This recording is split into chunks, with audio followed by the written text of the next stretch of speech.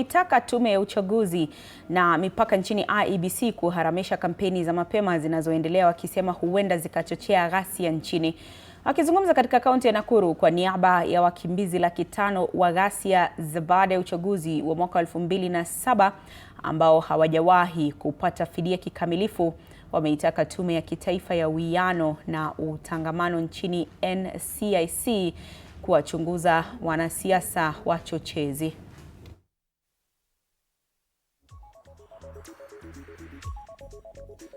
Mimi nimepinga siasa ambazo zinaweza adhiri watu, kulete machafuko kama ambaye ilitendeka 2007.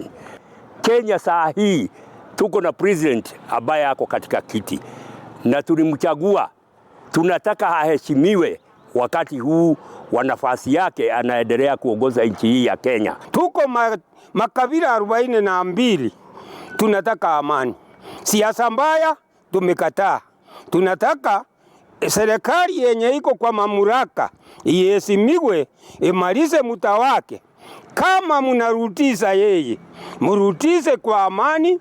Kuna ile sehemu ya mgao wa serikali ambapo rais marehemu Mwai Kibaki aliweza kutenga pesa nyingi kutoka nchi za nje na kukanunuliwa mashamba makubwa sana. Tunaomba hizo mashamba zitolewe sasa kabla ya uchaguzi wa 2027, kwa sababu kuna watu wako katika sehemu fulani katika serikali wanakalia zile mashamba na wanakalia hizo pesa ili waweze kuzitumia na njia zao.